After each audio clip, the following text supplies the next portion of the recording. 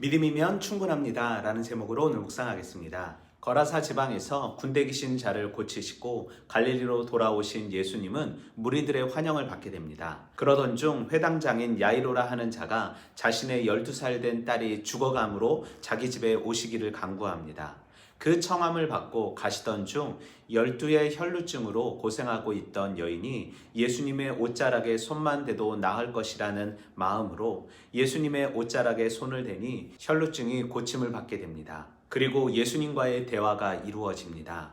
여인에게 믿음이 너를 구원하였으니 평안히 가라고 말씀하십니다. 그러던 중에 회당장이의 집에서 사람이 와서 12살 된 딸이 죽게 되었음을 전하였지만 예수님은 죽은 것이 아닌 잔다라고 말씀하십니다. 그리고 놀랍게도 아이의 손을 잡고 일어나라 하니 살아나게 됩니다. 혈루증 여인의 행동은 율법에 위반한 큰 죄였으며 유대 사회에서 부정과 정결은 사회를 유지하는 원리였고 유대인들의 정체성을 규정하는 표시였습니다. 혈루증 환자의 치유 사건에서의 절정은 예수님의 옷자락을 만지는 것보다 예수님과 여자의 대화였습니다.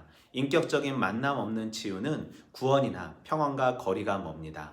예수님을 만남으로써 여자는 자신의 치유가 도둑질과 같은 비윤리적인 행위에 의한 것이 아니라 예수님에 대한 믿음과 신뢰에 따른 것임을 알게 됩니다. 우리는 본문 속에서 위기에 처한 사람의 요청을 들으시는 예수님, 오랜 질병으로 고상했던 사람을 자유케 하신 예수님, 믿음을 보시고 구원하시는 예수님, 평안을 허락하시는 예수님, 죽은 자도 살리시는 예수님을 발견할 수 있습니다.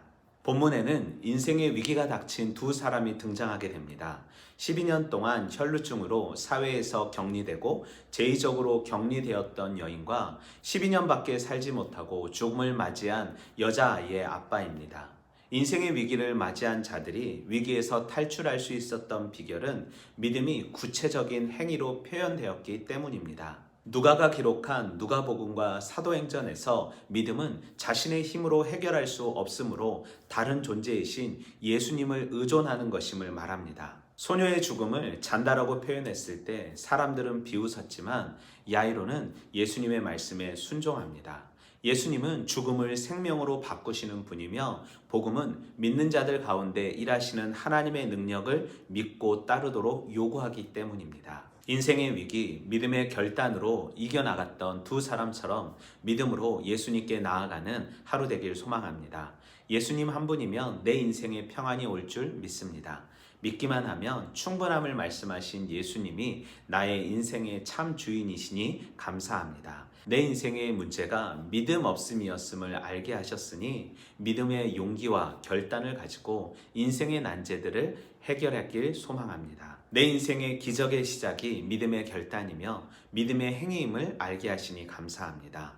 내 삶에 주님 한 말씀 하셔서 좌절하고 희망 없는 부분이 일어날 줄 믿습니다. 오늘도 말씀으로 화이팅!